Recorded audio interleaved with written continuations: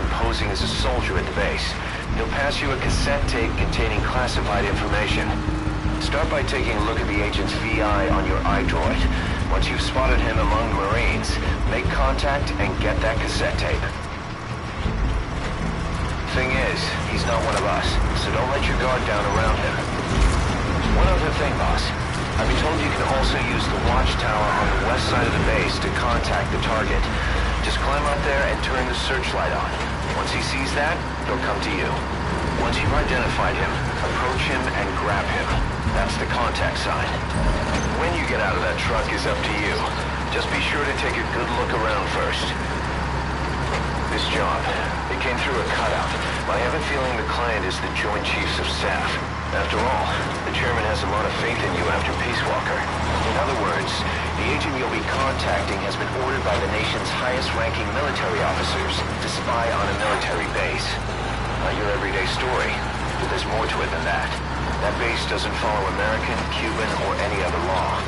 Somebody wants themselves in place where they can interrogate POWs as they please without being held to the Geneva Convention. A black site. Vietnam is dragging on. The tide has turned against the U.S. and the military is exhausted. The CIA is in the same boat, only they've taken advantage of the situation by trying to build this convenient little safe house on the Cuban coast. But a plan of this insanity would never get rubber stamped by the JCS. An official proposal has been submitted, but it only makes mention of expanding the refugee camps. Something is going on in Cuba's little America, far away from the eyes of Washington. The truth behind it all should be on that cassette tape. Open the front gate. Opening front gate.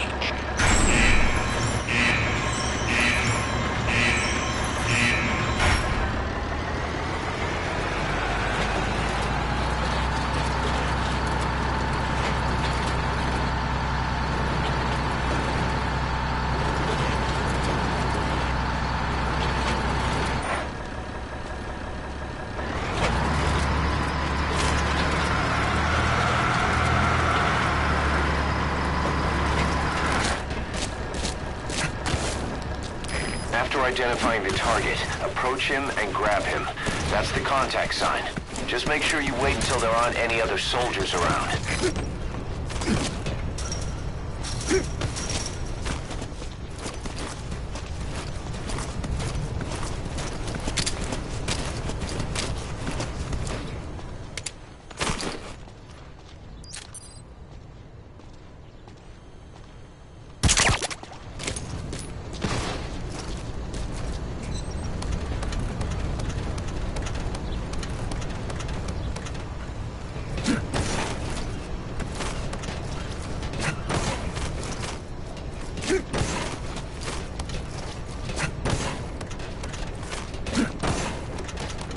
Take a look at the target's face on your iDroid so you'll know him when you see him.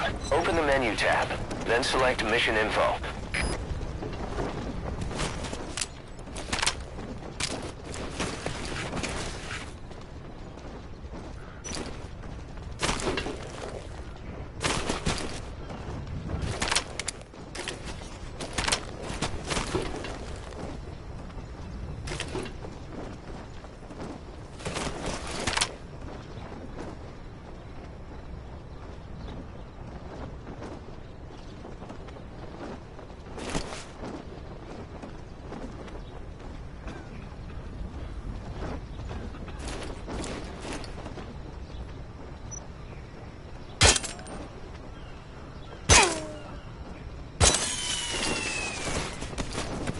All fire teams, this is CP. We lost the security camp. There's no reason for it What's to the be down. tape doing there? Did the agent hide it? That's probably the tape we're after. Make sure it comes back with you, boss. We'll investigate ASAP. Out.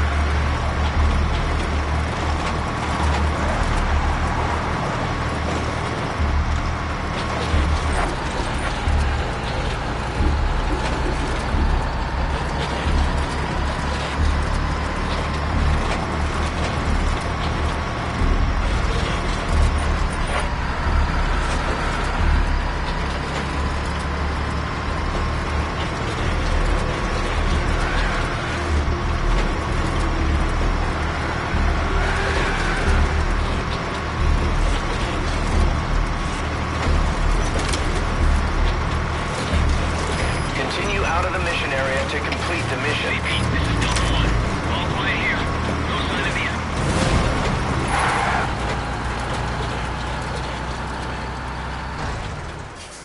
Retrieval complete. I don't think that could have gone any better. That's why you're the man in charge.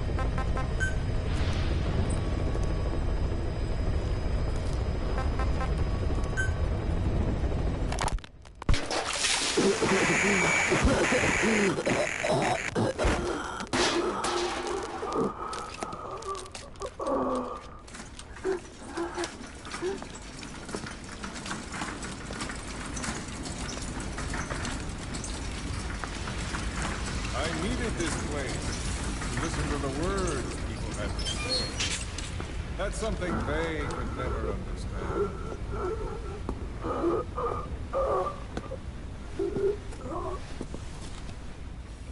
You've done your part.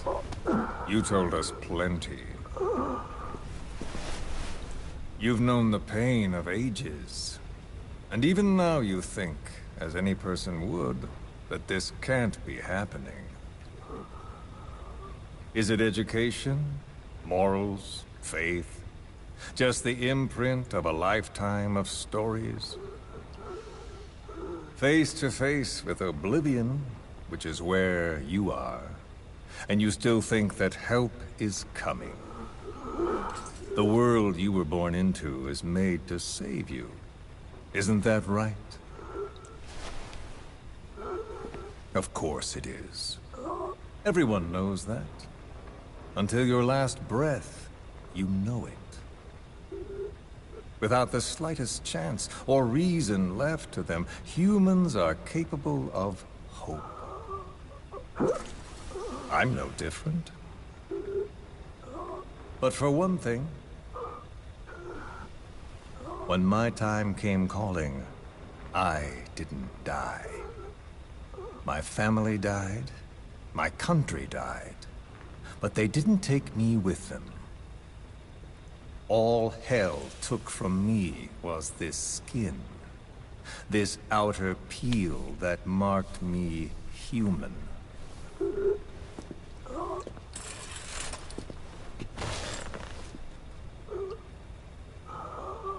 My village had an oilseed field and a fine factory. Every day, my friends and I would see our parents at work in that factory.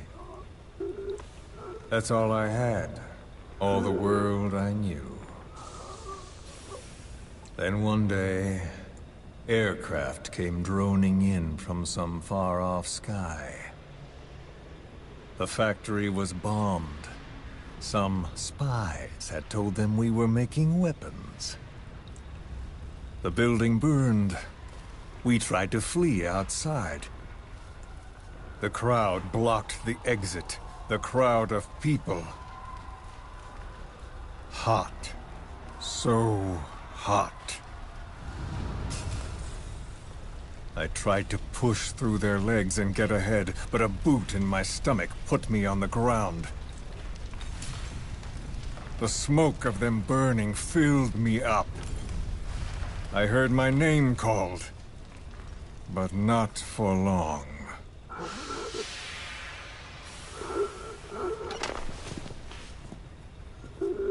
At the infirmary they carried me to, a nurse in the corridor saw me and remarked, as if it happened every day, They should let the poor thing die. Those are the only words of my mother tongue I remember. It was the language of my village. Until foreign troops invaded. Then the last identity I had left, the words I spoke, were pulled from me.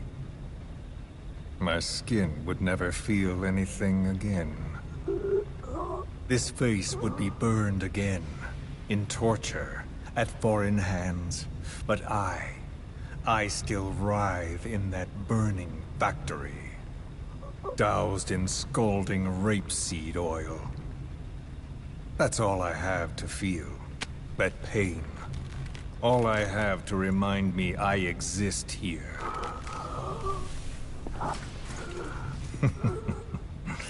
Those spies reported well. We made weapons, all right.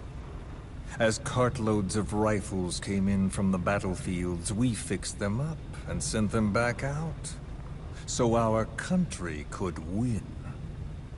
Or rather, so that little world we knew could continue. I came to realize I mustn't die. I'm their last hope. All those who perished and left me here. I have to accomplish something. If I don't, their will be swept out of this world.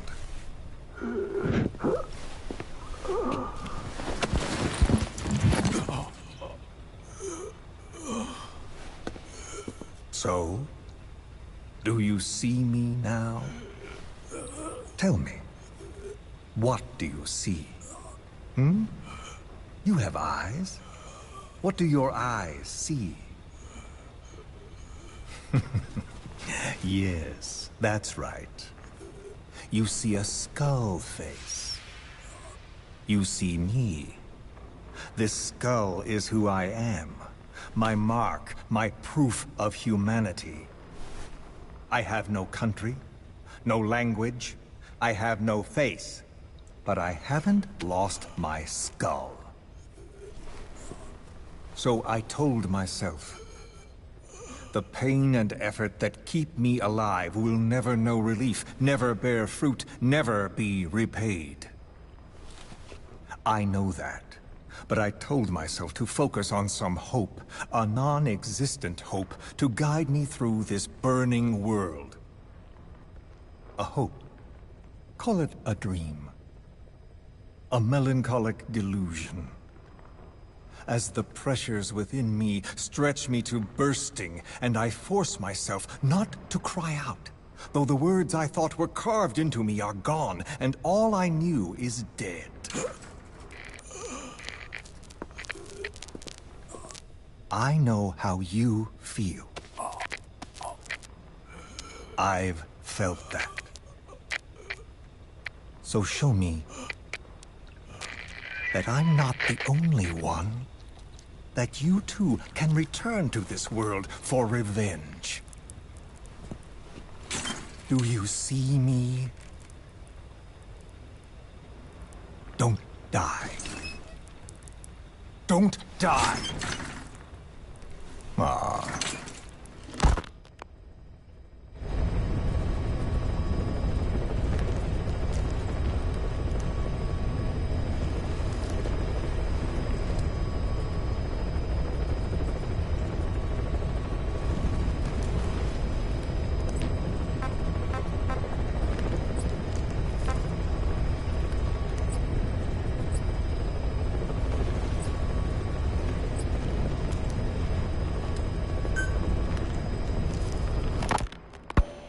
As of today, I will be living here at Mother Base. Now my real trial begins. Zadornov was paying my room, board, and tuition, but he has since been captured. I told the man that with no more money from the KGB, I could no longer afford school. He bought my story, and when I said I would be willing to work, he took pity on me and let me stay. For some reason, Miller really pled my case. That was helpful, but the man is still a fool. His men are no better. They think their training makes them strong. But that kind of strength is nothing in the face of true power. And better yet, they wait on me hand and foot, believing I am just a schoolgirl. Looks like I won't be working too hard after all. Just today, while scouting out the living quarters, I saw a group of them in the corner of the deck making a fuss. Going over for a look, I saw they were feeding a kitten. A bunch of grown hard men, and they're the ones acting like schoolgirls. Look, isn't he cute? What is wrong with them? Disgusted, I just nodded and smiled. I must stay in character after all. I indulged their chit-chat for a few moments. Then one of them asked me to give the thing a name. They had just taken it from its mother. I named it Nuke. I improvised some nonsense about how our compassion for living things can help prevent wars.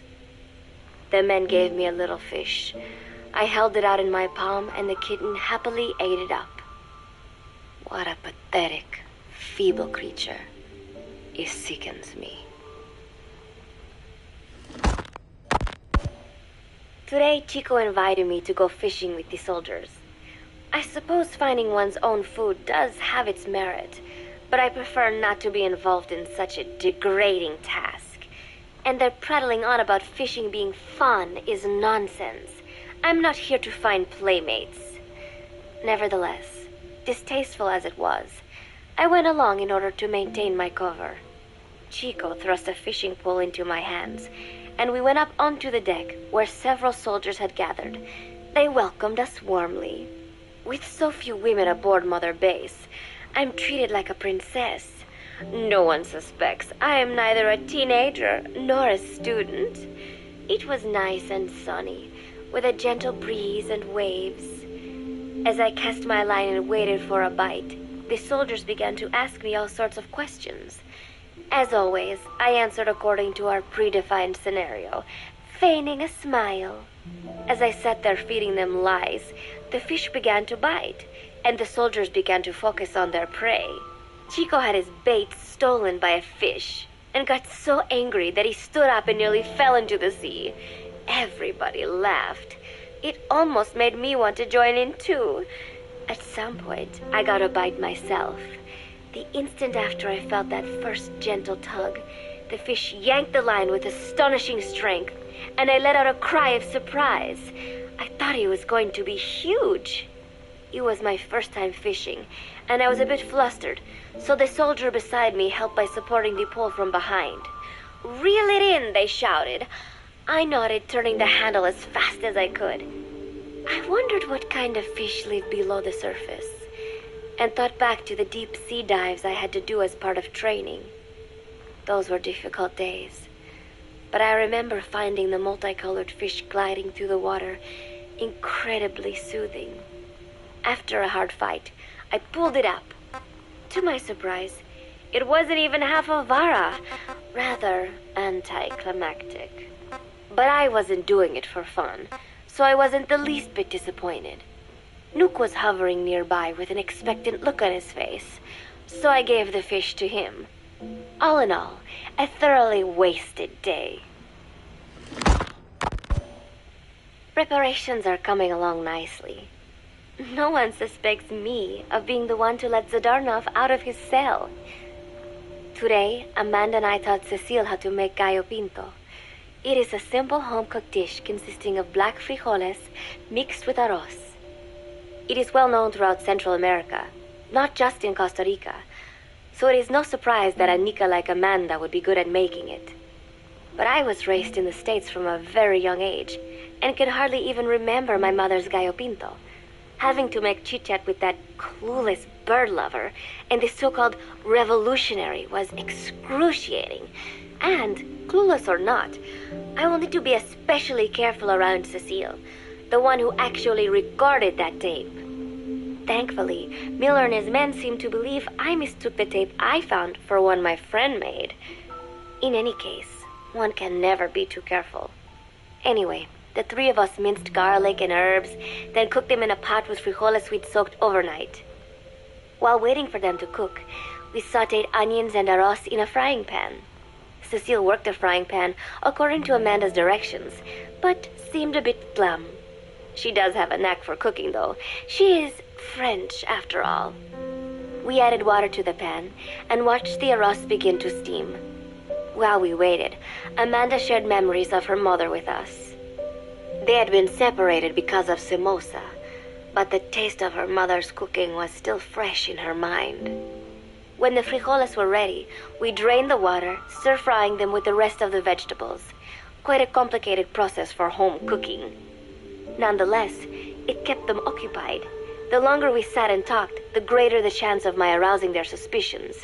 With women, it is not enough to just bat your eyelashes and giggle. It takes a lot of effort to divert attention. When the arroz was done cooking, we folded it into the frijoles and added salsa, stirring the mixture as it simmered. At this point, for some reason, the conversation turned to romance. Why does it have to be that way whenever women get together and chat? Cecile fancies herself to be well-versed in such matters, and gave Amanda all sorts of advice. It was harmless enough, until, to my irritation, she began pestering me whether there was anybody I liked. Not right now, I said, trying to dodge the question. But she pressed on. It's Snake, isn't it? I gritted my teeth and played it coy. Maybe. Cecile nodded and giggled. He is pretty sexy, isn't he? What a ditz!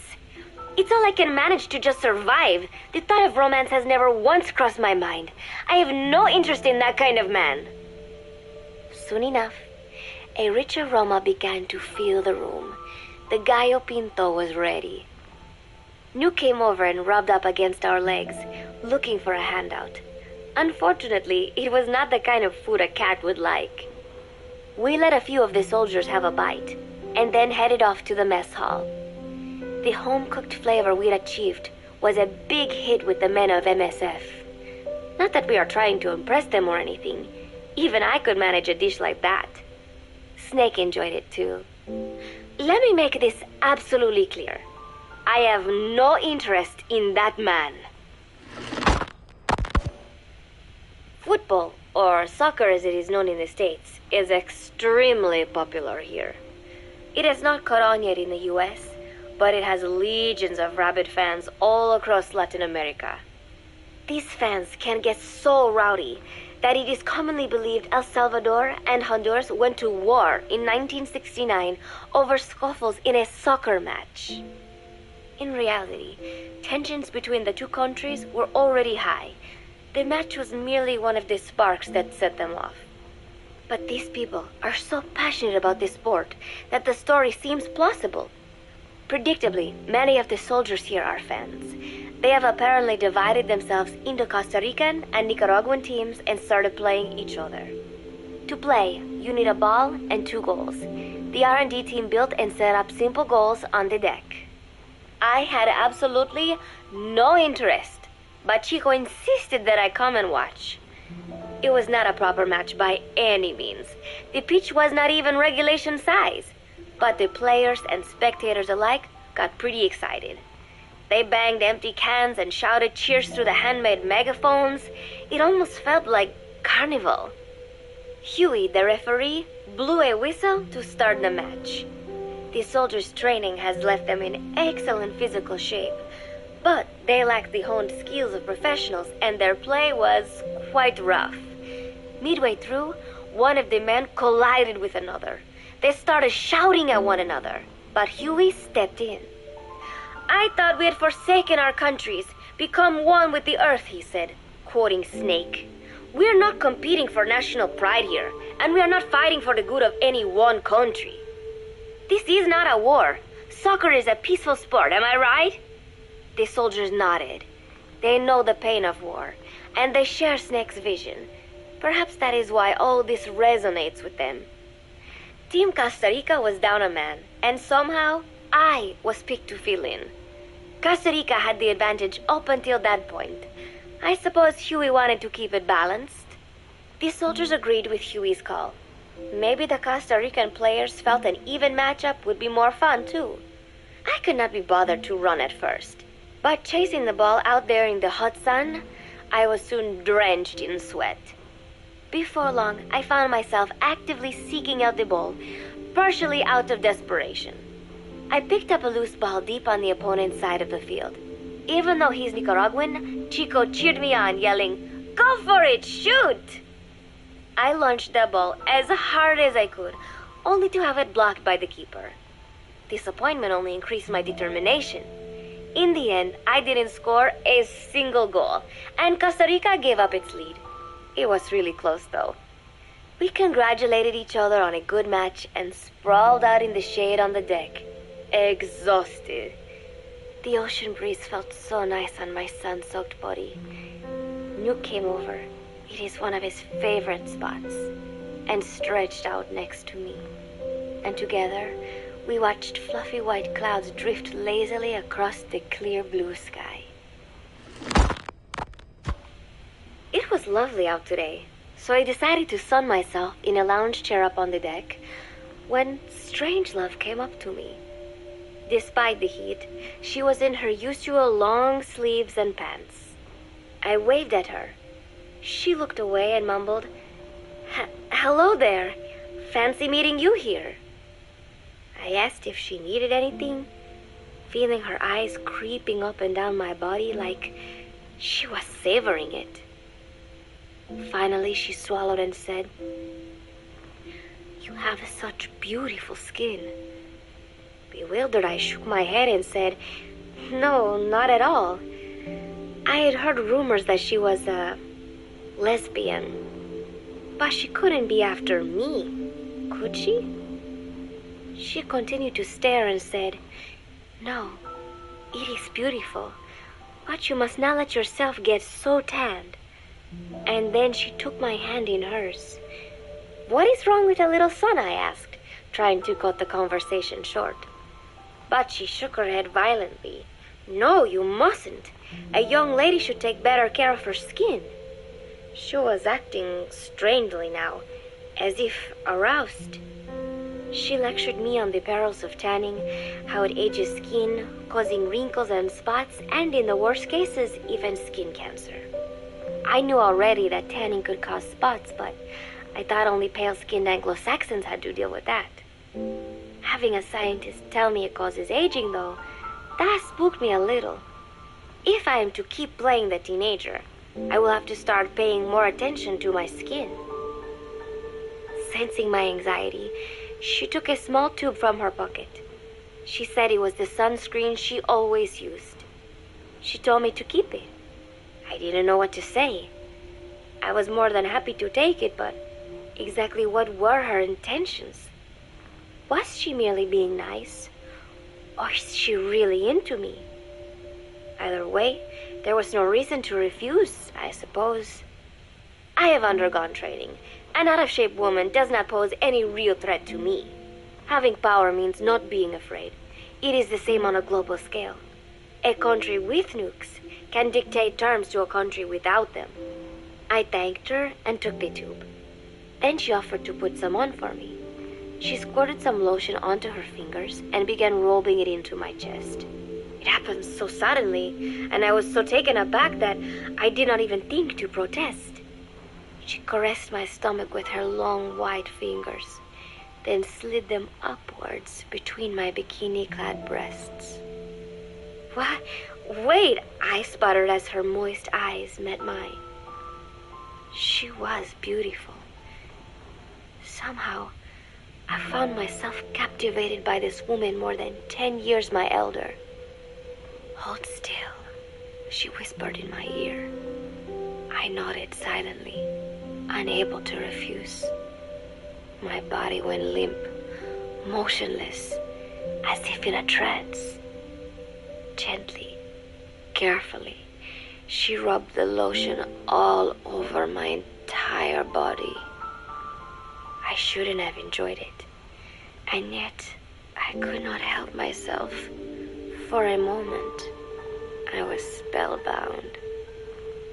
That woman is dangerous. I had better watch myself. Protecting one's health is an important part of any agent's job. But despite my best efforts, I have caught a cold. Now that I think about it, Mother Base's numbers are on the rise, with soldiers coming from all different places and backgrounds. It is no wonder then that sooner or later someone would bring in a virus. That said, what I have got is just a common cold. The medical team said I'd need a few days rest, so I've been restricted to my room and put on bed rest. I thought I'd gotten used to not having anyone around to relate to, but at times like these, being alone is just miserable. All I could do is lay there and stroke Nuke's back, trying to take my mind off how bad I felt. Nuke just sat there, not making a sound. But I did have visitors. Amanda and Chico, Huey, Cecile, Miller, and a few of the soldiers I've become relatively close to. Amanda made me a soup with herbs she said were good for a cold. Miller told me to take it easy. I will sing you a lullaby, he said, then broke out a guitar and sang some incomprehensible song in Japanese. I did not need to understand the lyrics to know he is an awful singer. Then he said, "You know what is good for a cold? Suppositories. Here, I'll show you." He began to take off his pants, so I threw my tissue box at him to make him go away. Then Strangelove showed up, saying she had some miracle Indian cure. "It has got eucalyptus extract," she said. "It works best if you rub it into your chest." And then she tried to take off my nightshirt. I whacked her with my pillow, and I got rid of her. Chico brought me a little flower in a cup. It had been growing in a little bit of earth that probably found its way on board stuck to something else. "I found this on the deck. Here, you can have it." He tried to act nonchalant, but I am pretty sure he's got a crush on me. None of them understand. If they thought these little visits would cheer me up, they were wrong. Tonight, Snake himself came to my room. Like the rest, he believes I am just a schoolgirl and treats me as such. "Why did you abandon your country?" I asked him. "Why create the MSF?" Of course, I knew the answers already, but I wanted to hear it from him. As I had imagined, he was not exactly forthcoming. All he would say is that his country abandoned him because all he could do was fight, and that is why he needed the MSF, because that is all he is any good for. Then he said, "Fighting is the only thing I understand, but that does not mean I have got a grudge against those who believe in peace. I am not one of them, and I do not believe in peace. Conflict is in man's nature. We fight our enemies in order to survive." Maybe we are not so different after all, he and I. But that is exactly why I'm going to have to kill him, or else he will have to kill me. When I stop and think about this wretched existence, being killed by a man like that suddenly does not seem like such a bad thing. Every month, Mother Base throws a party for all the soldiers whose birthdays fall in that month. There is something strange about a military organization having parties. Really though, it is just an excuse to drink and make noise. It is not easy to get alcohol on a fortress in the middle of the ocean. Most days they are training from dawn till dusk. They do not have time for things like drinking. That is why Snake and Miller came up with the idea to give everyone a chance to let loose. Obviously, a bunch of boors like that are not going to bother with blowing out candles on a cake. Rather, they sit there in a cloud of cigarette smoke, drink beer, eat meat, tell tasteless jokes, and swap crude insults about one another's hometowns. But it hardly ever breaks out into something serious.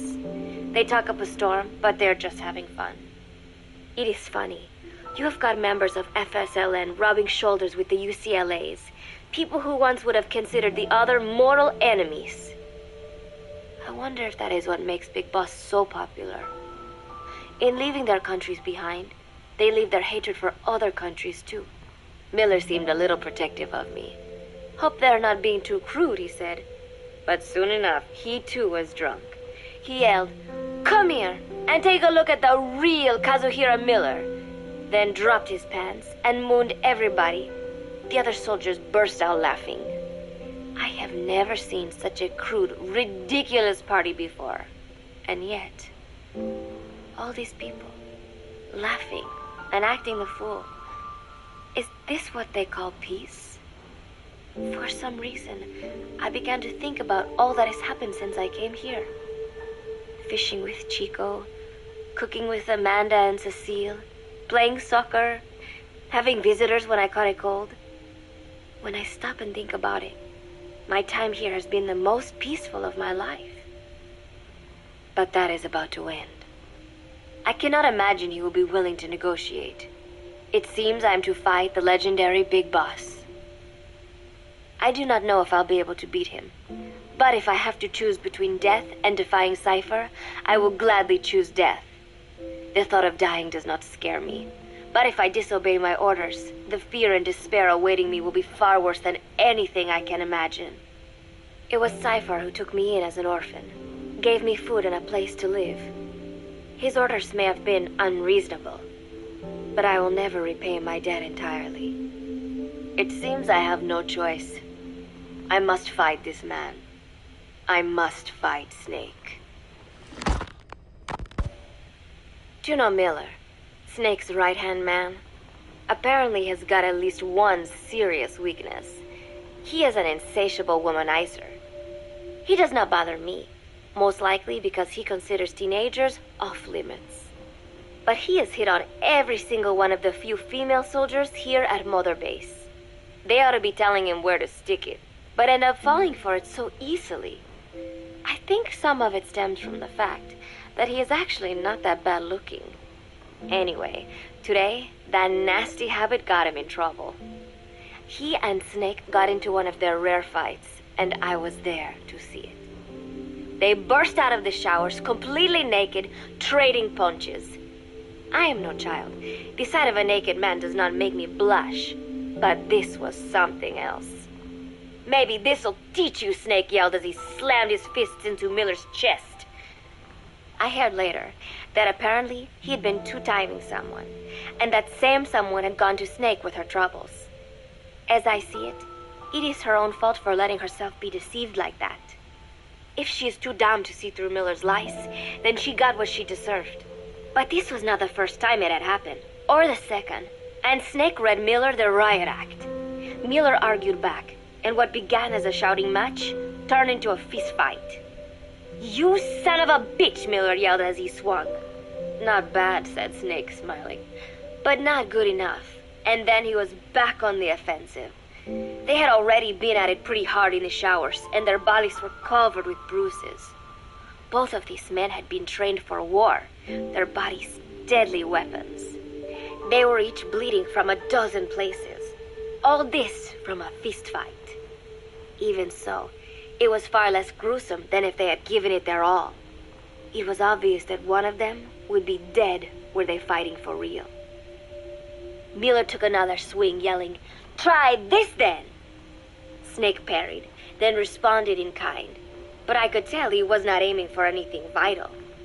"You are one tough bastard, boss," Miller muttered. A smile crept across his face as he caught his breath. And then they went right on fighting. Blood and sweat flew off their glistening bodies. It was combat without hatred or hostile intent. I had never seen violence like this before. And yet, it was more than just a friendly tussle. They were utilizing every technique they knew. It was not a sporting match. They were not playing by the rules. How could they keep this up?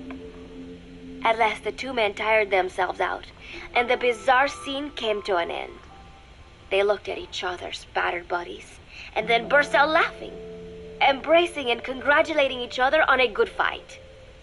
It all seemed so idiotic. I still cannot fathom such behavior. But somehow, I got the sense that for all his womanizing, Miller really only trusted one person, and that was Snake. There was no way I could ever come between the two of them, and at that thought, I began to feel as if I had lost. All of Mother Base is preparing for a festival. Since Snake and his soldiers spend so much time fighting, they are setting aside one day a year for peace and relaxation. I do not know all the details, but apparently that is what Snake and Miller decided. These soldiers loved the idea, of course.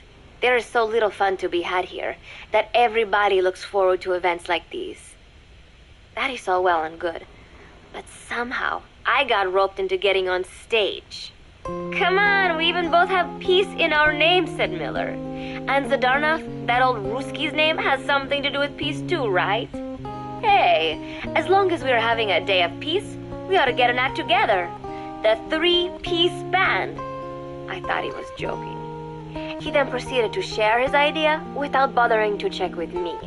And now, I am slated to sing. Apparently, he had heard me on the deck one day, and since then he's wanted to form a band. Everybody's looking forward to it, so there is no way for me to back out now. I have never done anything like this, but it does feel kind of nice to know that people are looking forward to it. I mean, it cannot be any worse than Miller's singing, but modifications to Zeke are already finalized, and I must complete my mission. Betray Cypher now, and I will face a fate far worse than death. Still, there's no need to put things in motion just yet. What difference would it make to just wait a little while longer? A whole day of peace. The mission can wait until after that. Can it not? I know I am only delaying the inevitable. When the day comes, one of us will have to die. Snake or me. But still, if I could just come up with some way to stall Cypher, at least until our day of peace. When did I start having thoughts like this? My cover is blown. They know nothing of Cypher or my true objective, but they know I am a spy. There is no more time left. I must act now. I must complete my mission. How did it come to this? All I wanted was 3 more days. Just 3. Miller's already finished writing the song. It is called Love Deterrent. It is about a girl who cannot express her true feelings. I have been practicing. I am no pro, but I was pretty sure I would do a decent job. And now this. Cypher found out that Zeke was complete. He must have someone inside Mother Base besides me, spinning his tightly wound web of control, leaving no room for individual will. Typical. When they found out Zeke was complete, I was ordered to execute the operation immediately. If I was going to enjoy just 1 day of peace, I had to ensure the plan could not move forward. I tried to sabotage Zeke. I thought by damaging the drive system, they would have no choice but to delay their plans. I waited until midnight, and then snuck into the hangar. There would be trouble if it looked like sabotage. I selected one of the drive system's load-bearing parts and carefully worked to warp its shape. The leg's drive system requires a high degree of precision to operate. Even the smallest deviation would have done it. Then, Chico walked in. Maybe it was one of those nights where he could not sleep. In any case, he saw me, panicked, and took off running. It would have been easy to kill him, but I could not. I know he likes me. It is not as if I would ever have an interest in a child like him, but I could not pull the trigger. Not at him, not in the back. Will he tell them? Or is there a chance he will keep it a secret? Protect me? No. He knows now. Knows I am not who he thought I was. He ran without even questioning what I was doing. There is no chance he does not know. And soon, all I have built here will end. And if Cypher has another agent among them, if he finds out I tried to sabotage Zeke, this place will no longer be my heaven. Then it is settled. I make my move now. Chico walked in before my sabotage was complete, so Zeke should still be operational. It might not run at full speed or power, but I do not have time to fix that. Without Zeke, I do not have a chance in hell of winning. I must act fast before Chico sounds the alarm. I knew it would come to this. I just did not think it would be so soon. It is time, Zeke. Metal Gear Zeke. Activate.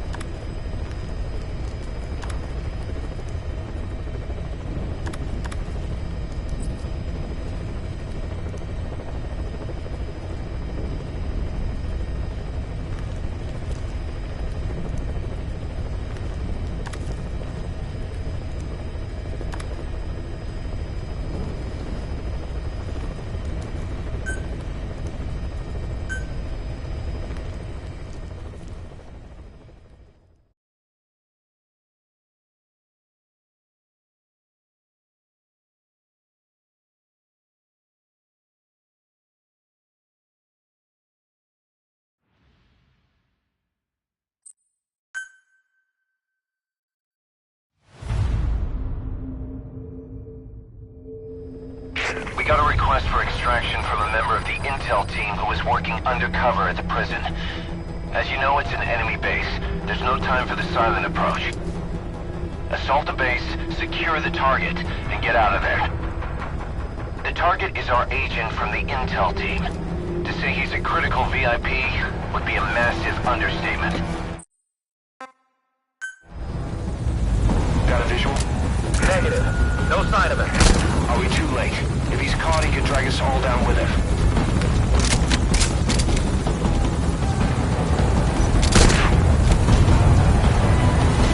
Check your surroundings carefully. Watch out.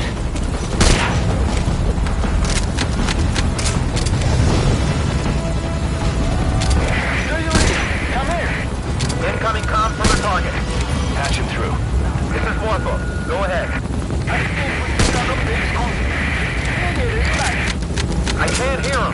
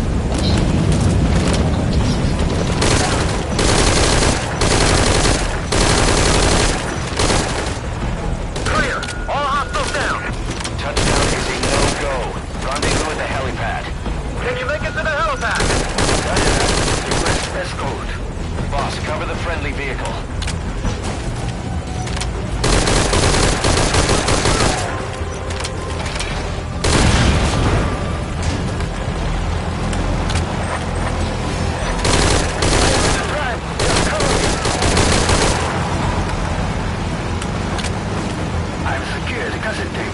We're heading to the boss.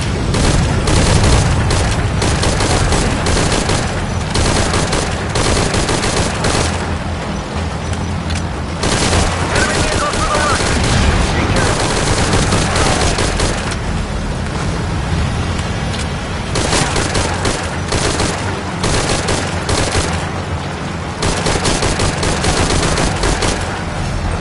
This way.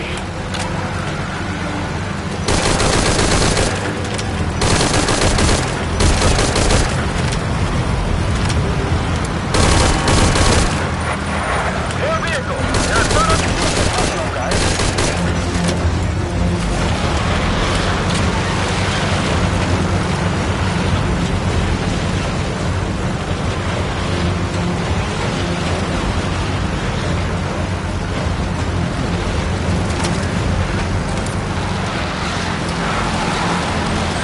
You handle that vehicle like a pro.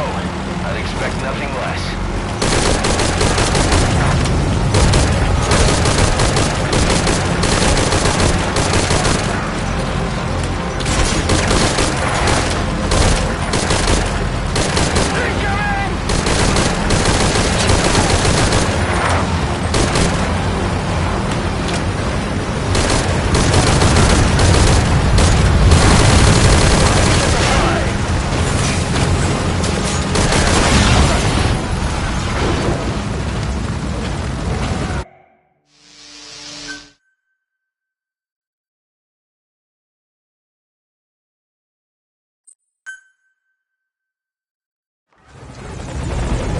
Clear.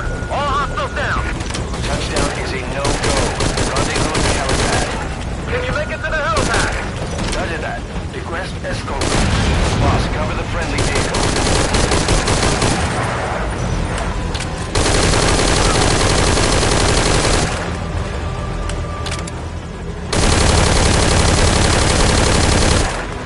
I'm good to drive. Just cover me.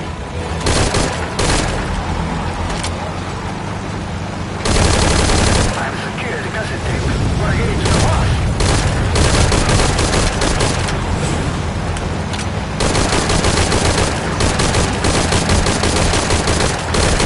Enemy vehicles to the right. Take care of them.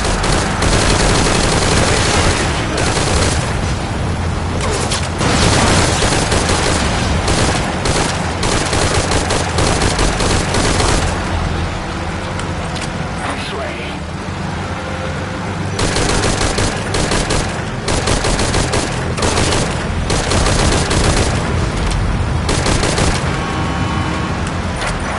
Air vehicle. Hello, guys.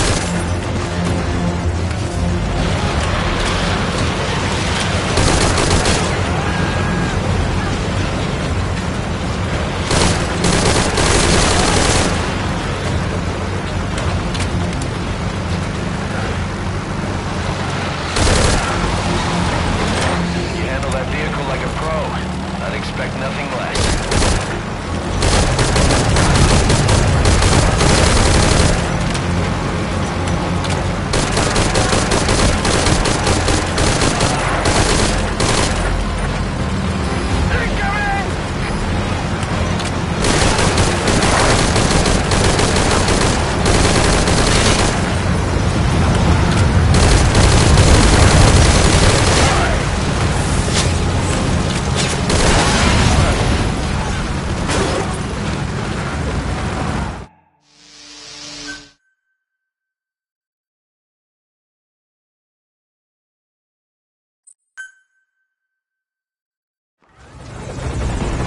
Clear.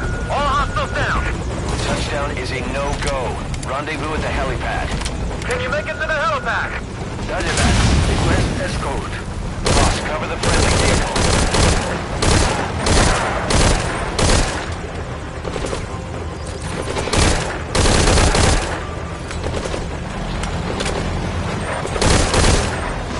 I'm good to drive. Just cover me.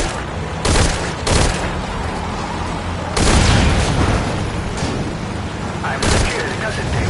We're heading to the boss.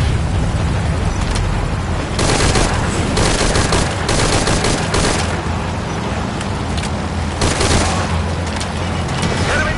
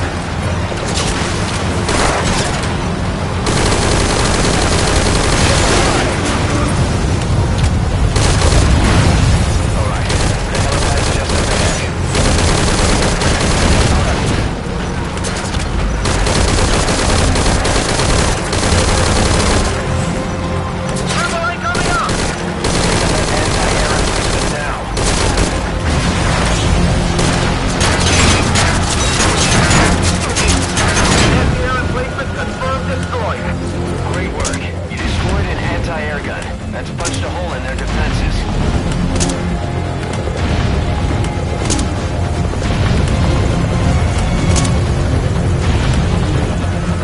Cover the target.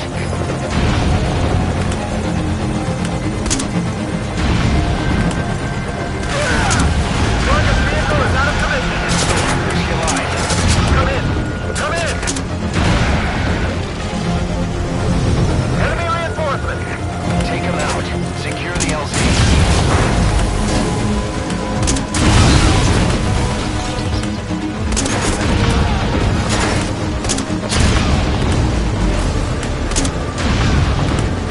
More reinforcement! Don't let them get close. Look through your scope to target enemies from a distance.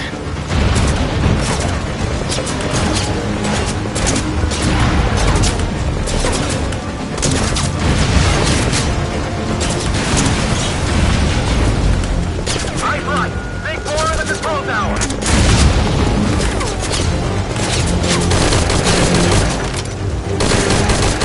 Clear! Touching down! Boss, disembark and get the target.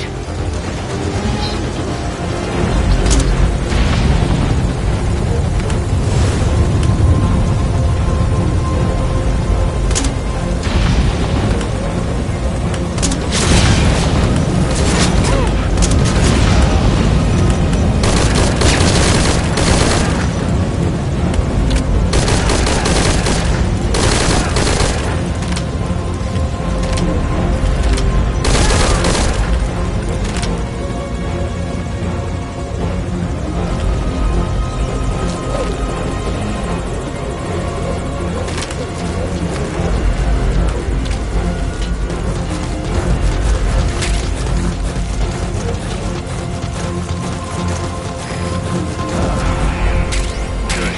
No obvious injuries, right?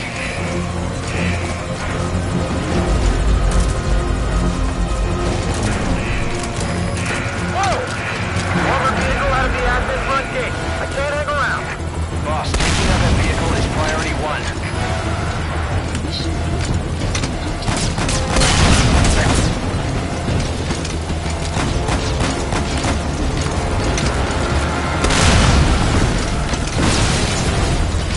Target secured. Now get in the chopper. Mission info has been updated.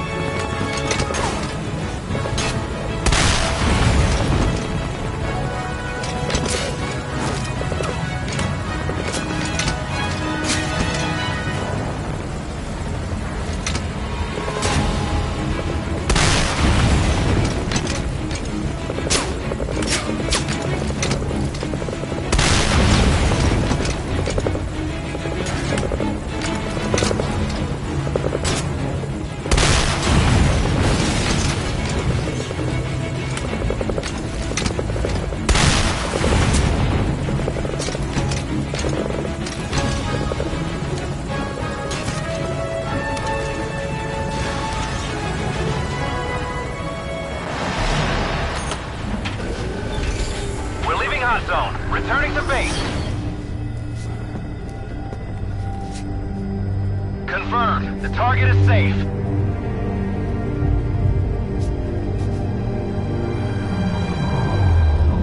Snake.